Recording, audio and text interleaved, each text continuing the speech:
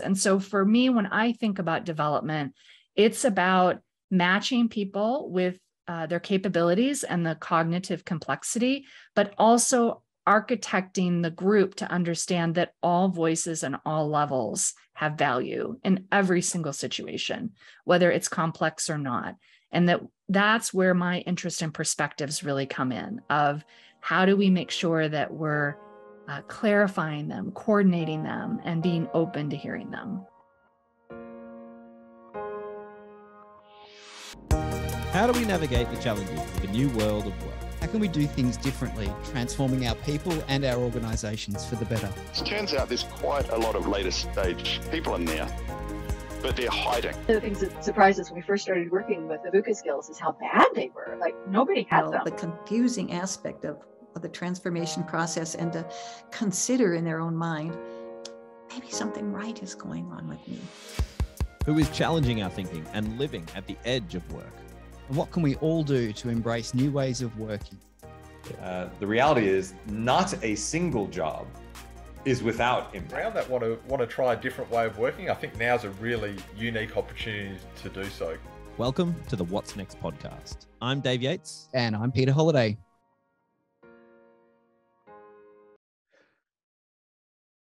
So this morning we're talking to Becky Andree. She's an international talent management visionary, a leadership development expert, and a business savvy force of nature, which I love. With 20 years in Fortune 500 companies designing and supporting leadership development, she's knows the first-hand pressures facing leaders today. She's coached over 500 global leaders in a variety of industries, including manufacturing, banking, insurance, retail, and IT.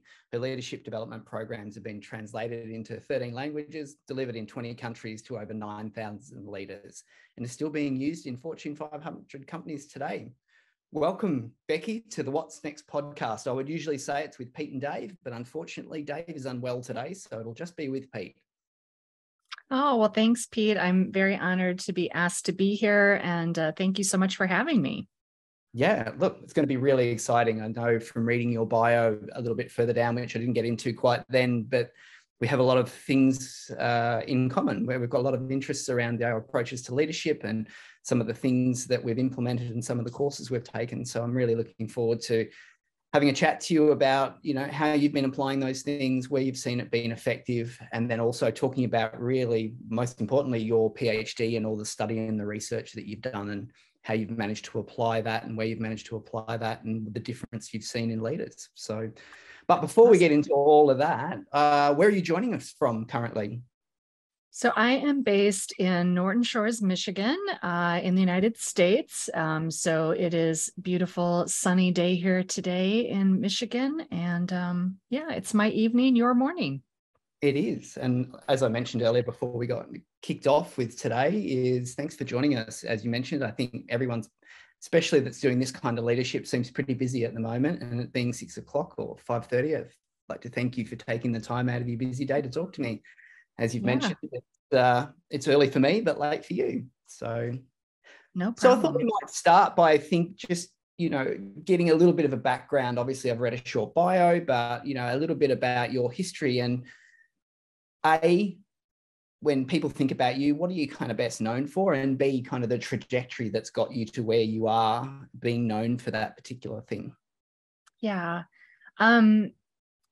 So I might just start a little bit with, I grew up on a farm. So I happened to learn to kind of live one with the land, and still kind of have those practices. So one of the things that one aspect I'm known for is just always looking at Indigenous knowledge and ways as ways to kind of look at development, or to look at tension points between the dominant worldview and the Indigenous worldview, to kind of find some space and some movement for us. I have a deep spiritual practice. I really lean into more of the feminine energy. I think there's a lot of masculine energy in leadership development. So I lean a lot into the feminine energy and the ways of knowing. But in the business context, I'm probably most well known for developing complexity of thinking. And we can get into what all that is, but basically helping leaders. My son likes to tell people, my mommy trains leaders' brains. which I think is really lovely because it is kind of what I do. I work with them for a year, 18 months to really help create those conditions for the cognitive complexity to be developed and expanded. So that's one thing I'm pretty well known for. And then the second thing is really connections. So working with organizations either to architect processes that generate these connections between humans that are energizing, and actually create the energy rather than consuming it. And so that was where my research was around those two topic areas. And that's probably what I'm most well known for. And I really am passionate about activating our individual awareness. I feel like we've really outsourced awareness to other people and other things and metrics and MBA schools. And that the reason we're having such a hard time managing and leading in VUCA is that we don't have these rituals and practices that cultivate our own individual awareness. So I really work with organizations and leaders to develop that internal awareness so that they can be more effective. It's really interesting that you mention that, because as we kind of farm out our awareness, we kind of farm out our accountability around our awareness, or in some instances, a lack of it. And I think that's really interesting. I was listening to Aaron Dignan's podcast, Brave New Work. I don't know if you're familiar with it. And he was interviewing somebody the other day. It made me think and laugh about this. He was asking the person that he was interviewing is like, if you could have like one thing that would make the significant difference in organizations, what would that thing be? And the other person goes, a little bit more self-awareness at the executive level. And then there's a bit of a pause. And then Aaron goes, well, if you can't have that, what else would you have? And I was laughing and I was like, that's so true. It's just that level of awareness and, being accountable for your awareness. And in some particular cases that for a limit of that, the limitations of that awareness, and therefore being accountable and open to learning about the limitation, because if you don't have objectivity to that limitation, then you can't go anywhere. You're kind of stuck.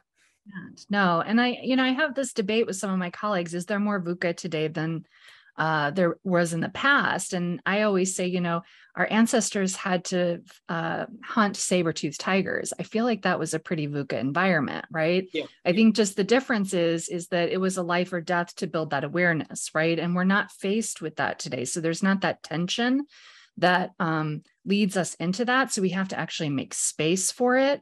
But it is so critical. And we unfortunately don't experience that typically in our educational experience either. That the tension, if it was there, it either was not attended to, or the tension was just memorizing facts. And so if you were good at that, then you resolved the tension. But you just even look at kind of some of the aspects of how people dealt with COVID or the pandemic. And we saw that people just didn't even have awareness of when they were needing to sit in the fire, and even build their resiliency skills.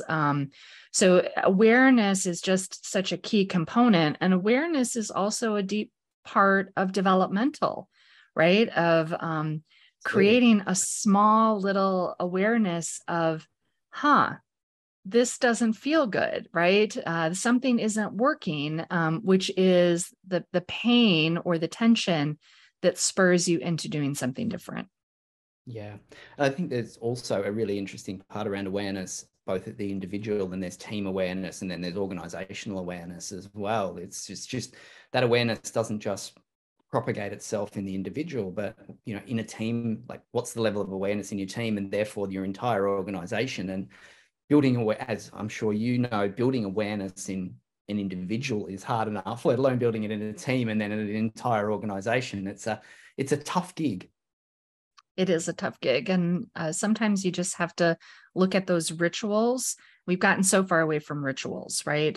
Or even habits or structured processes that are done for a specific reason, rather than just the MBA school telling you that you should do it, right? That if we would just introduce some of those things into our organization, it would help us with collective awareness. That is what I've seen with my clients, is that taking a look at where their pain point is, where they're not being aware, and then architecting some either decision-making template or some sort of other, process excellence to help them activate that internal awareness. I think that is just very critical. Mm. And I think it really amazes me that, and obviously we'll probably talk about this later in today's podcast episode, but you've had some similar training to I've had, Mm-hmm. and I find it really quite interesting that through some of that, when you ask people about formal decision-making processes, and the amount of people that is actually quite breathtaking that have no process, no formal process for how they make decisions. Like I would say 99.99% of people I speak to, where we use those assessments and where we focus on decision-making specifically at leaders, like so few people have a formal process. Just like, well, I'll just make it up as I go along. And I'm like, well, how do you know whether your decisions are good or bad, or whether the process is good or bad if you've got no foundational structure which to build off? It is, but I think this is one thing too, where for decision making, again, we have to have that our own internal awareness, because sometimes I do think there are moments for intuition, but you have to be deeply connected with yourself, with others, with the world, with your heart, in order for that to work well, right? And oftentimes people just don't have that deep knowing about themselves, or that deep connection, or that deep relationship with the broader scope. And then there are times where the logic does need to happen. When you're in high stakes situations, or, in particular business contexts, then you do need more of a formal process. But it is really kind of this balance of looking at the context of the situation. But I will agree with you that most people have never thought about how they make decisions. Oh. They just go about their day. Exactly. It's kind of like, which way's the wind going today? And then, okay, I'll go that way, which is interesting when you talk about, what you suggested about intuition, and really sort of Kahneman's some of system 1 and system 2, and that they sort of alternate between contexts. Sometimes the logical is really good, and then sometimes the emotional is important. Like you don't want to, as you mentioned, be sitting around contemplating the speed of the Jaguar with your kind of executive function as it comes bounding towards you. There's times and places for that kind of emotional, kind of hardwired decision-making process to go, it's probably a good time to move right about now. Probably. And even, just deeply spiritual decisions, right? To really be heart-centered and have a more spiritual base for decisions can be appropriate in some contexts as well. So it's trying not to get too boxed in, but again, having awareness of the context, having awareness of who I am and what I'm being called to do in this moment, I think is really critical for our planet, especially today with all of our wicked problems we're facing. Yeah, they're not small ones by any means. Mm-mm. And I think that's, and you've already talked about it, the VUCA thing at the moment is really interesting. And we interviewed Theo Dawson a while ago, and when VUCA came about, one of her comments was, I was really surprised when it came to VUCA skills, like how few people actually had them. Correct. Yeah, they don't. And because we're not developing them in our educational systems. So it's not surprising. I will say there is one area that I do tend to see pretty high VUCA skills, and that's people that have come out of the military. But if you think about it, their work is really making decisions every day, so they're not making a widget. They don't have to service a customer. Their work is really continually learning about improving their decision making. So it's no surprise then, when you see some of those high VUCA scores from military leaders. Yeah, I think it's an interesting environment. And when I facilitate quite a lot and run quite a lot of workshops, when we talk about VUCA, obviously on the back of Stanley McChrystal's team of teams, and how he really kind of had to restructure the entire sort of SOCOM environment to be able to facilitate, successful military action in a place like Afghanistan, where you couldn't just line up the biggest forces and just roll over the enemy. It really forced him to think about the whole thing completely differently. And so I find it really interesting that we tend to get pretty reasonable scores out of for working in complexity out of the military, because they're decisions. And I think that's the thing, right? The field of battle changes instantaneously, quite quickly. So you have to be on your toes. It's iterative, it's reflective. I mean, it's always continual, right? And that's how you build those types of skills, is you're putting them into practice in an iterative way, and then you're reflecting on it and then doing it again and again and again.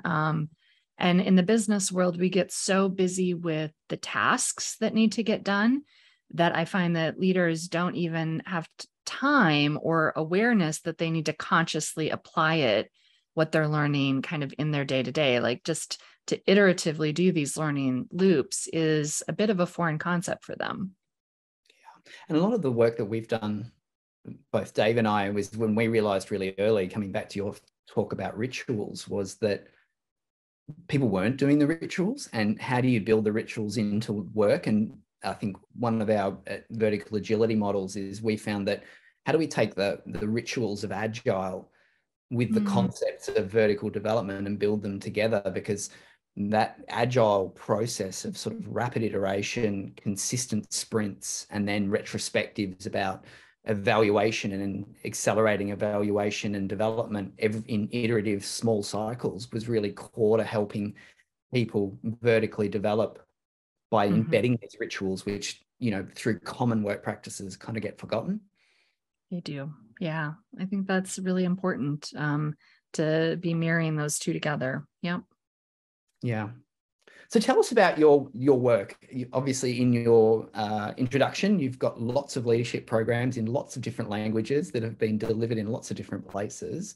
Can you give us an overview of, say, what a leadership program that you have designed might look like, and what might make it different from what else is out there? Yeah. So, I mean, I think this is, well, I know this is what sparked me into getting my PhD. When I was asked to design a global leadership development program, I put it together for just one business unit, and I spent time out on the shop floor and kind of shadowed what they were actually doing, and then started architecting like what it might look like, and then created learning journals where I was intuitively putting these challenges in there and these applications and these reflections. And leaders were really loving it. They were loving that they were learning these skills, but that there was also this aspect of, it wasn't just a cookie cutter. I couldn't just go to class then and leave. It wasn't done. And that in the class, things were very challenging for them. And so then it got taken throughout the entire company, and then got translated into all these languages. And then all of a sudden I'm designing phase 2, phase 3, phase 4, and then integrating them all together. And what I really noticed in my corporate America experience is that there was a heavy focus on content. And that's not really what leaders struggle with. They don't need another coaching class. They don't need another delegating class. What they need to know is what happens when I'm in this messiness and this nuance and this complexity, and how do I navigate through it? And so when I was intuitively designing that into my programs and didn't even realize that I was doing it. And I think it really came from my childhood, where there were no right answers. Things, you always had to have curiosity and kind of looking for that next challenge, that next thing. And so I was really, it was a executive VP of HR that came to me and said, Becky, I need you to consider getting an advanced degree. And I just thought, okay, I'll go get a master's, no big deal. Put all the paperwork together, and he came back and told me, no, I was thinking that you would get a PhD. And at the time, Pete, I had just gotten divorced. I was a single mom. I had 98% of the time had responsibility for my son. I was traveling around the globe for work. And I thought, are you insane? You want me to go get a PhD? Like, how in the world am I going to fit this in? And I sat in the sunroom of my best friend, and she said, Becky, you just start, your every day is just going to be one day closer. So I started a PhD program, didn't know what I wanted to study, Pete, and just kind of trusted the unfolding of the mystery and following my heart and following my spiritual guides, and stumbled upon adult development. And it was like this lightning strike of, oh my gosh, this is what I've been trying to do. I have intuitively been creating these tension and these movements, these micro movements, and there's a whole field about this. And so that's what really kind of sparked me into doing the research. And it's also what sparked me not fitting into corporate America anymore, right? I tried to get them to understand what was going on. I tried to explain to them what I wanted to do, but of course I was early in my language, so I'm sure I wasn't explaining well. And Pete, I didn't have a good self-awareness that I had a higher level of complexity of thinking than they did. So the way in which I was talking, was mythical to them. They didn't understand it, right? So we ended up parting ways. And I'm just so glad we did. Like, I'm really glad that that spark happened and that I'm really doing what I love to do every day, is to help leaders really do the vertical development, to help them realize the pain that they're in, realize the things that are not working, and then I call it walking through the darkness to discover their light, because it's already in there and they just have to reach to it. And then I work with them for a little bit and then they know how to do it on their own. I think that's really good too, is that building that self-sustainability or self-thrivability into development programs. And as you mentioned earlier, I think a lot of the traditional approaches is like how very similar to the way that school's been orientated, right? You learn rote, so you're always dependent, as opposed to building that thrivability nature in people where people can then self-evolve and self-transform through giving them the skills rather than, and you obviously mentioned earlier, like content's just content. What's really interesting is how you use the content. Yeah, it really is. And they're hungry for it. They've been fed so many of these just off the shelf programs. And again, they have their purpose when you're getting started and you need to try out some different models or try out some different approaches. So, we don't need to just throw that away, but we also need to understand if someone's been a leader for 15 years, they need a different type of learning. They don't need the standard cookie cutter. They need something that is going to meet them where they're at and challenge them. Yeah. And I think it's really interesting. I do run a 4-day sort of vertical leadership mixed agile kind of program. And like, I think they sit down for probably maybe an hour and a half over the whole 4 days. And it's so much better, as you've mentioned, to get out or tie together the cognitive and the emotional and the physical together and have them working on contextually relevant challenges rather than abstract notions of things called leadership. Yeah, it is hard to sell that though. So, I go in to meet with the CEO and he'll say, okay, I know you can do leadership development, but tell me what that plan is going to be for the next year or 3 years. And I just had this recently and I said to the CEO, I can't tell you until I'm in working with your team for 2 days on a business problem. I need you to tell me what your pain point is. We're going to work on it and you're going to come out with something to address that pain point, but we're going to do the learning around that pain point. And I need to see what people are capable of, what the dynamics are.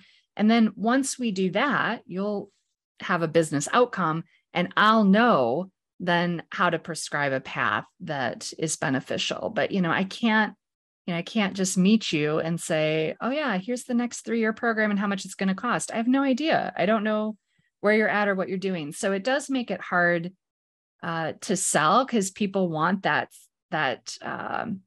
solidity, right? They want the solidness of, okay, I know exactly where you're going to go. And really all I can tell them is we're going to work on cognitive, behavioral, and emotional flexibility. All right. I'm going to come in and I'm going to assess where you're at individually and collectively. And then we're going to figure out where you need to go based on the industry you're in and the business goals you're trying to achieve. And then once they get that experience, they can't imagine doing it any other way. Right. But it is a different way of going about doing learning than what most people are used to. Yeah, absolutely. And that's the one thing that I feel is left over. And you spoke about it earlier when sort of COVID happened. I always felt like there was the response was kind of the VUCA ready, the non-VUCA ready, the people that kind of battened down the hatches and waited for COVID to go, and then we're all back in the office and we're back to normal, or people who springboarded into the opportunity of building the organizational level VUCA skill and saying, well, this is the largest forced future of work experiment that we've ever participated in. How do we build the skills to be involved in that in a positive way and drive our company forward, rather than just scurry off to the corner and just hide until it's over and then come back out and just resume business as normal? And we saw a lot of positive examples of people being able to respond appropriately to it, right? Yeah. But I think even within organizations, it probably surprised them what leaders stepped forward. I do think that's the other aspect of COVID that happened is I had one organization that I was working with where the CEO clearly saw who was freezing, right? And then saw several layers down the people that were ready to operate in this VUCA environment. And, so it also opened some awareness of what are my leaders capable of? And I think we saw some shifting around going on as well. At least I did. Yeah, I thought it was interesting that not necessarily, as you've spoken about, when it came to the leaders that could respond, wasn't necessarily what you'd hierarchically think, like senior leaders, more VUCA, going to be better in VUCA. Sometimes it was people, as you mentioned, way further down the food chain who have been speaking this language that's been different for so long and been ignored. Then all of a sudden that language now becomes contextually relevant and people are like, oh, tell me more about that. Yeah. Yeah. It was quite fascinating to watch. Yeah. Yeah. Look, I was amazed where the positive responses came from within organizations. And when we turned our focus to the importance of a set of skills that traditionally hasn't been on the radar because we haven't needed them, and all of a sudden we needed this alternative skill set. Who has that? Why do they have it? And how do they get it? Mm-hmm. Yeah. Yeah. And I'm not, that'd be a fascinating research study to figure out where it happened and how they got those skills. Yeah, absolutely. Which I think is probably a great segue to talk about your work, because your work and your PhD and your research is really about how people get those skills. It is, yeah. So I was really interested in how people connect. And when we connect, those connections can either be really energizing, where we walk away and then we're looking to come back again. And it can be something as momentary as our barista at our local coffee shop, right? Like, I just am so excited to see Mary every day. And, we have a great, short little exchange. And we even saw during COVID how much we missed those kind of just momentary interactions, right? That actually do create energy for us. And then we probably have all had experiences of individuals where, oh my goodness, it was so difficult to interact with them. They drained all of your energy. You almost feel like they're the energy vampire that has sucked onto your neck and drawn all the energy out. And then you just avoid them at all costs. And so for me, it was really wondering, in those high quality connections, so the ones that people experience as energizing, I was really curious, is that accessible to everybody? Or are there elements of complexity of thinking or development that maybe those connections are felt different or experienced different? So I was really curious to see kind of how that all worked. And so that's what my research was about. Sure. And so, because that's really interesting to me, because as we've sort of had a little bit of pre-chat before we started, like a lot of this VUCA work really focuses really heavily on the complexity of mind. And so it's very cognitive. And yes, it sounds like your work has included that, but also expanded on that to include other facets of the human being, which is always interesting. Yeah. So, and that was also important to me to recognize that it's not just about the cognitive, although I did just look at the cognitive mechanisms, but it was embedded within, these really are heart-centered connections, right? There's just something about that connection with somebody. And so I was really curious what happened. And there were differences. I mean, I was actually quite shocked by this. I kind of thought that there wouldn't be differences. I thought that I would go in and discover that, yeah, you could be at any developmental level and you could have this high quality connection. And there was an element of that was true.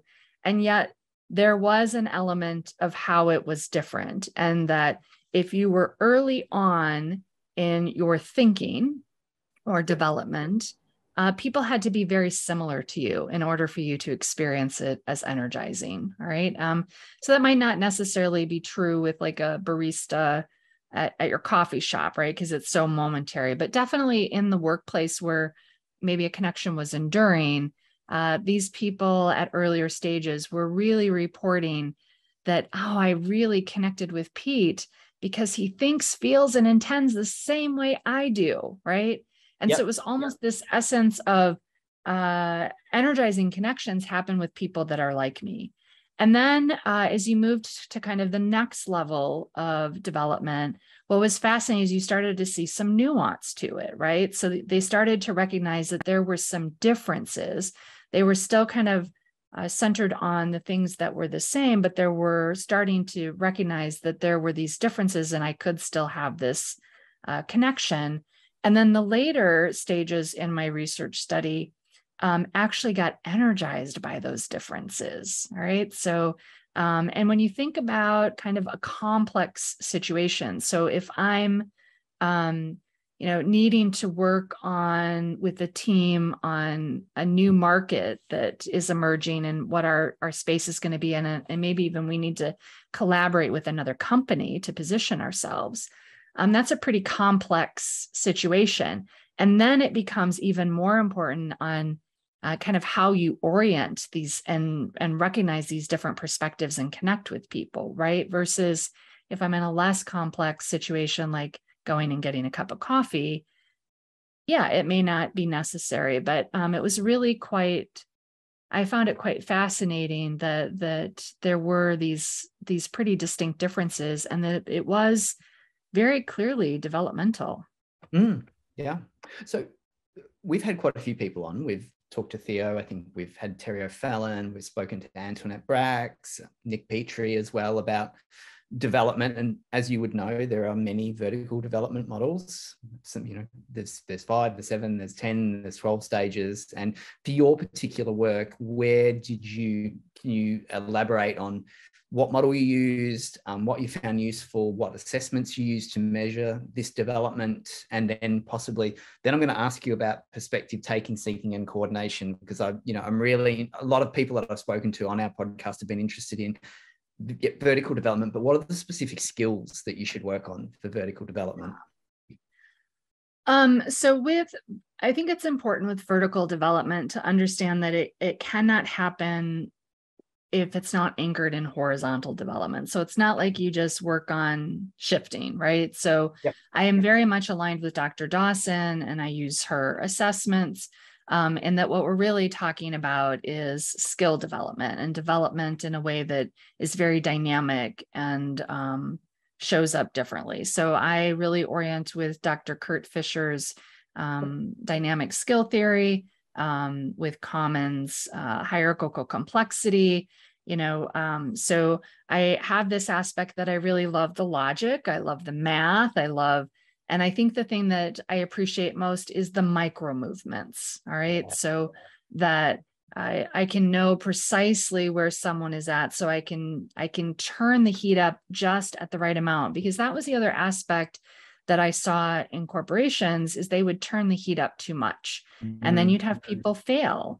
And you'd have people thinking that they weren't good enough, but it was really that it wasn't the right heat temperature for them, right? And so I use the Lectica assessments to figure out kind of that heat. And I use them in my research as well, so that I could very clearly say kind of what area they're in, all right? And another reason I chose Lectica assessment is because I was looking at perspective taking. And perspective taking is not only, it's explicit and implicit in the Lectica assessments. So I knew I could get this aspect and this overlay between the two. So I use the leader decision-making assessment to assess each individual's complexity of thinking. And then I did an interview with them and asked them to describe to me a high-quality connection experience. And then I had specific questions to get to perspective taking, perspective seeking, and perspective coordinating. And so when I think about vertical development, it's not so much a model for me, Pete, as much as it is kind of creating a common language within the group that's working, but also building awareness that I'm always becoming. So I'm not good at memorizing poems, but Portia Nelson has a great poem, autobiography in 5 short chapters, that to me just kind of describes this phenomenon that we go through, right? Where we're unaware. Oh, wait, I'm aware. And then I become even more aware, and it just kind of expands. And so for me, that's what this development is really about. And I think it's really important that we don't jump to the assumption that good is growth. All right. I also align with Elliot Jacques' work of, and even Lectica is doing this as well, is you need that Goldilocks zone where the work is just a little bit more challenging than what they're cognitively capable of doing, so that there's this little sweet spot. And I always like to tell the story of when I was working on my PhD, I ran into an epistemological problem. And it doesn't matter, you don't need to know what that is, just know it's a big deal in research. So I had been spending a lot of years on this. I sat down with my son, who at the time was 14, and I said, honey, I just need to let you know, I know you want me to be done with this PhD, but I ran into this problem and it's going to take me a little bit longer. And my son at 14 said, well, he swore and said, no, it's not going to take you that long. We're going to sit down and figure it out right now. And I kind of thought, oh, isn't that cute? He wants to help mommy figure out her problem. But I sat down and I listened because I thought, who knows? And Pete, I wish I could remember the question he asked me, but he sat down and he said, okay, so this is this is that, and this is the problem that you have, right? And I said, yes. And he asked me a question, Pete. And it was at that moment where I was like, I see it. I now see how to resolve it. All right. Now, he didn't have the complexity of thinking to know what to do with it, right? But I was so mirrored in the complexity of thinking that I needed someone at a different level to see things more simplistically, right? To ask that question, to spark things. And so for me, when I think about development, it's about matching people with their capabilities and the cognitive complexity, but also architecting the group to understand that all voices and all levels have value in every single situation, whether it's complex or not. And that's where my interest in perspectives really come in, of how do we make sure that we're clarifying them, coordinating them, and being open to hearing them. Yeah. Do you see in your, and I imagine you probably would with some of the statistics about the amount of work that you've done and the places, and you've sort of spoken about it, I think, as your own particular journey when you were like trying to explain to people, this is what I'm doing, and people are like, you're speaking in French, I don't understand, and it's kind of exit time. How do you find that for people in, say, your programs where your manager or senior leader or exec is at a much lower or significantly lower stage of cognitive complexity and thinking than the employee? And not only what do you find is like, how does that situation play it out? And have you found a solution for that? Because of COVID, that's what I'm starting to see now, is quite often it's people 1 or 2 layers down that actually show the greater complexity. Yeah. Now, in my clients, I have not found that. I have found the exact opposite, that the senior leader is usually more complex than the lower levels. But I did experience that when I was working, and I don't know if I have a good answer for it. But I will say that I do work with my clients and executives specifically on how to make sure they understand realistic expectations to have of people at different levels than them, and even how to translate back. Because it is on us to talking away. And that was one thing that I learned in my experience was, if I would have known how to talk in the way that they could have heard it, right, I probably would still be there and would be thriving. And so for me, it's always about helping people understand, where am I at?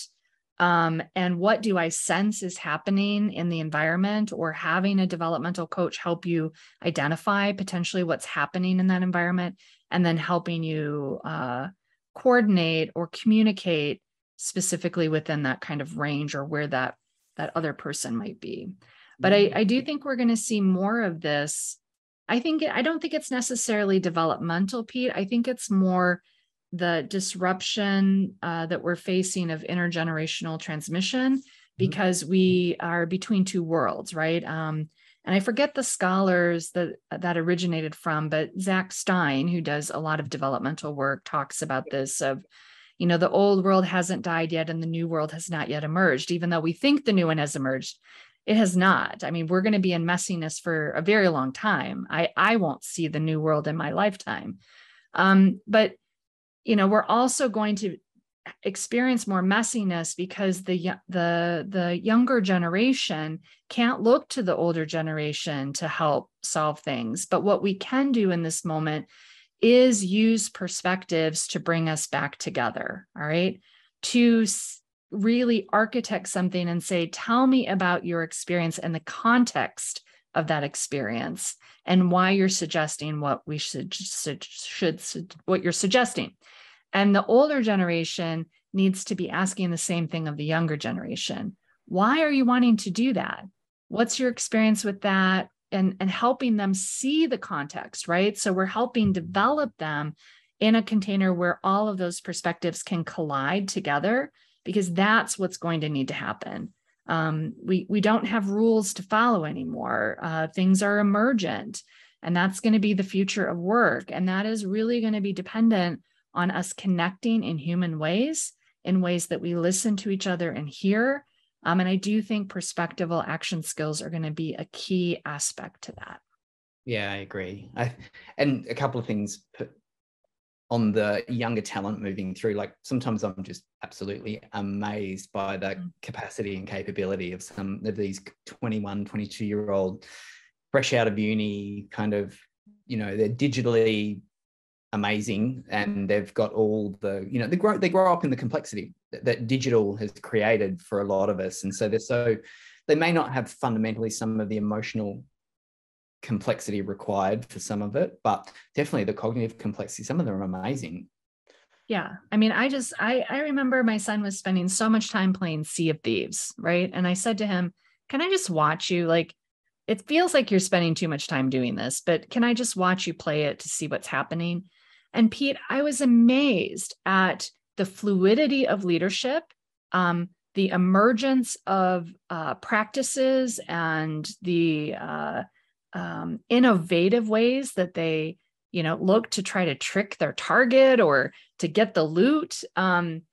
It just was absolutely amazing. And at that point, I was like, okay, I think you could spend 20 hours a day on this, and I'm okay with it, because you're learning so much. Yeah.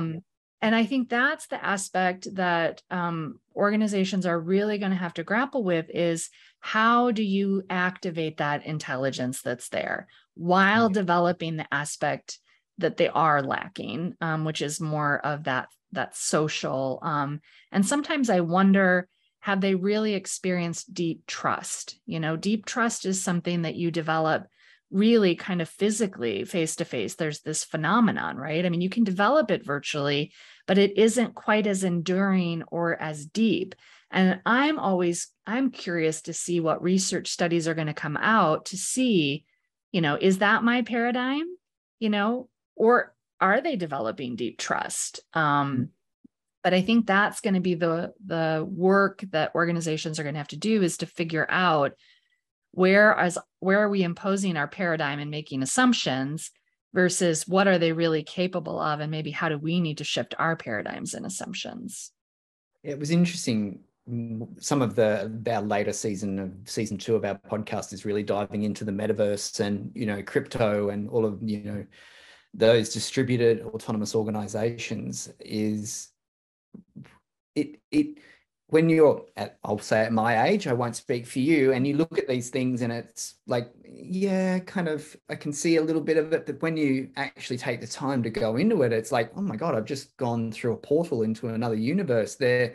It's deep, it's rich, but it's completely different to anything you've ever seen before. And, you know, crypto and, you know, MetaMask and the metaverse, once you're actually in it, it has its own paradigmatic structures that are involved in it. And you have to kind of walk into it openly and kind of admit that you don't know anything about it, which, you know, one of the things I find for leaders is hard to admit is that, you know, they have trouble saying, oh, well, I don't know anything about this, and being open to that new intergenerational, future generational learning. But it's amazing that there's entire ecosystems and cultural ecosystems that, you know, you're in that reality, but you have to walk through that kind of door to kind of be able to see it. And when you get in there, it's like, oh my God, there's a whole new universe in here.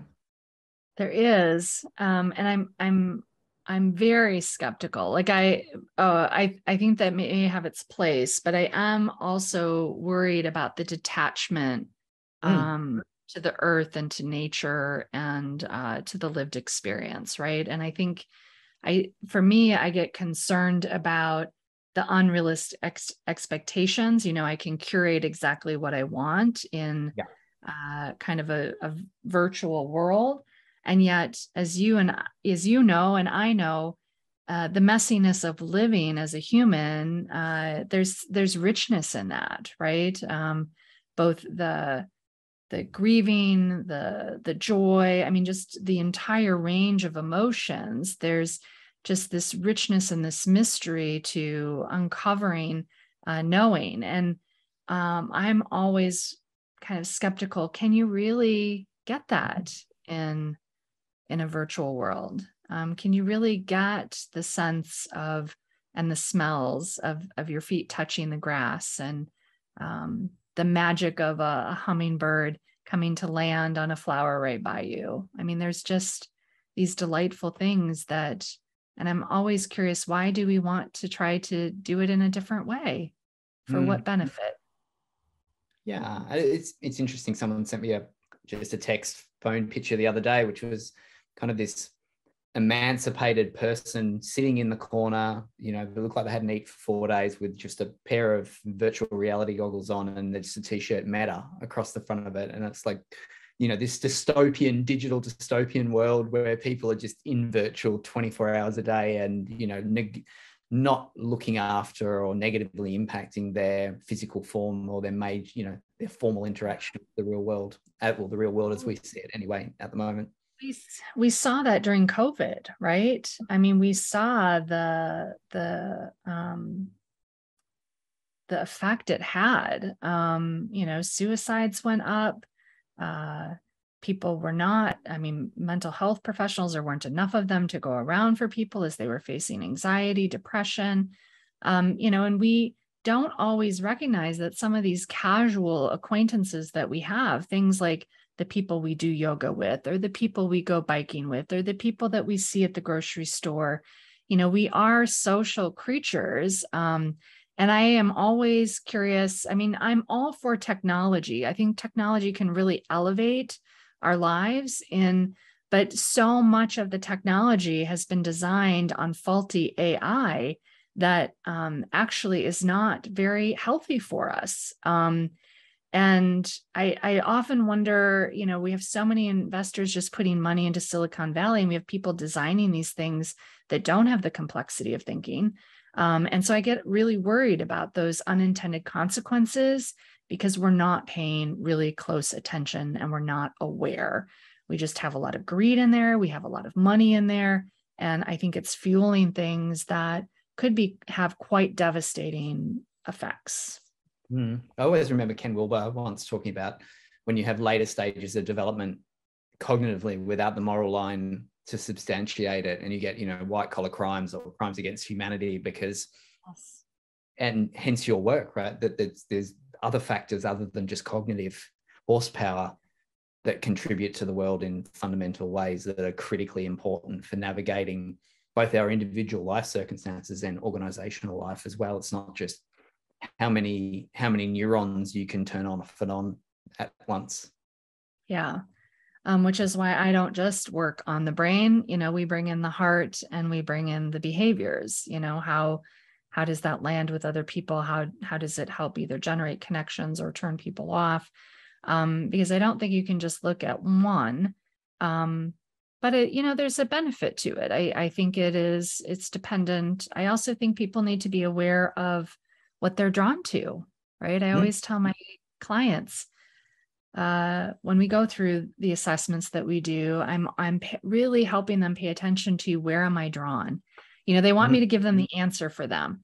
And I always tell them, I can tell you 5 different areas I think you should work on, but you need to find it because you're the one that's going to have to put in the work. And if you aren't attached to it and aren't heart-centered to it, or there isn't some mystery that you're looking to discover, you're not going to put in the work. And then the movement isn't going to happen.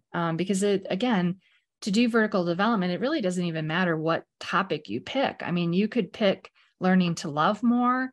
You could pick exploring hope. You could pick, deep understanding of ecosystems. It doesn't really matter. All of those things you can build activities and learning around to develop a greater awareness and a greater understanding. That's my thoughts. So out of all of your research and through deep interactions with your family who helped you get over a substantial speed bump, what was if you kind of had to narrow it down to kind of 3 things that you think that the research and PhD provided as its key findings, what do you think those 3 things would be?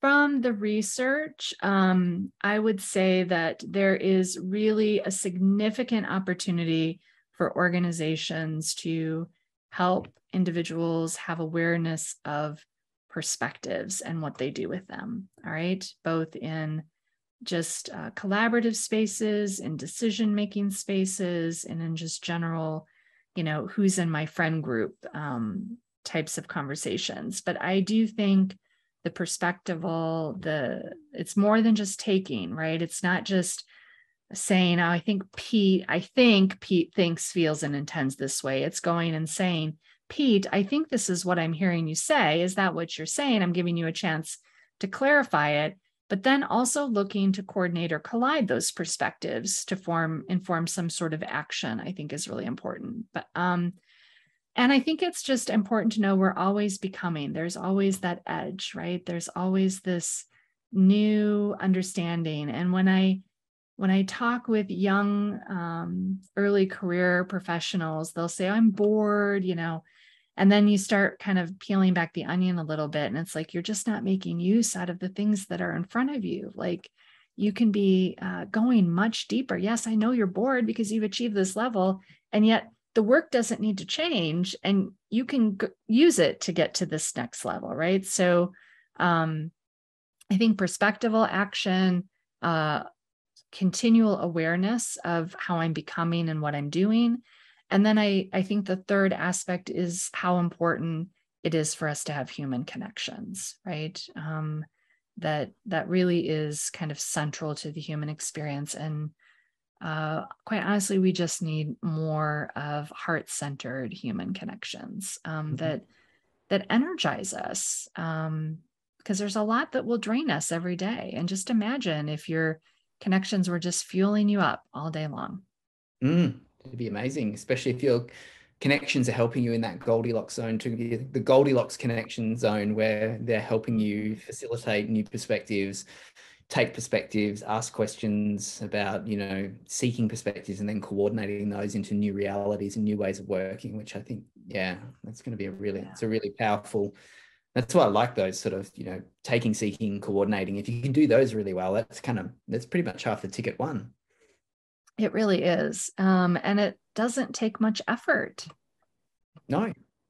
Yeah. You just have to act. Those 2 skills too are a really core component of what we spoke about at the start, that if you can phase those into your decision-making process as part of that formalized process. Is like, well, before I make a decision, I'm going to seek and coordinate some perspectives. And then, you're halfway there to employing or deploying the 3 critical skills, but you're also halfway there to coming up with a formal decision-making process to tell you whether the decision that comes out of that is actually any good. Yeah. And it keeps you curious. Totally. Yeah. It's really, really interesting. So we are just hit an hour. And as we draw to a close, as I mentioned earlier, if you had a practice for people out there, for leaders, they're in a particular situational context in their business, what would you suggest if you had a challenge for them out there to pick up that could both engage them in these sort of heart-centered connections that you're talking about, but also possibly lend a helping hand to helping them develop both horizontally and vertical, because I think, they're both all intertwined. Mm-hmm. What would a practice be, or some challenge that you could issue to leaders out there that might be listening to this podcast that are like, that was a great 55 minutes, but now tell me what do I do and how do I go about it? Yeah. I think the single thing that they could do is just get into habits of reflection, right? And, I think a lot of people think reflection, they mistake it as, I need to journal or I need to write it down. No, you can be commuting and be reflecting. You can be, running and reflecting, but being really conscious about the reflection, right? Be thinking about it in a specific way. So if I'm getting feedback or I'm wanting to work, let's say, on creating deeper connections with people, right? I'm going to reflect on what has been my experience with creating deeper connections with other people, what's been working, what hasn't been working. And I like to use the questions of what was easy about connecting with people this week, what was hard about connecting with people this week, but having that kind of goal that I'm working on, and then using reflection for that new awareness to come to you.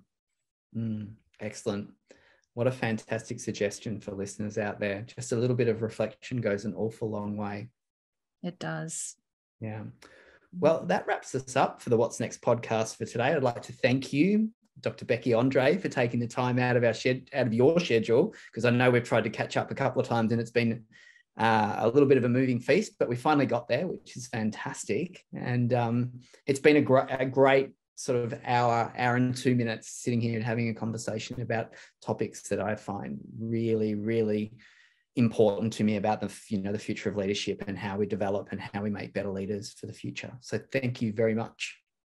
You're very welcome. And thank you for your continuous curiosity to be engaging in this work. So thanks for putting together the podcast so you can bring all of these different perspectives together and they can collide with other people's perspectives.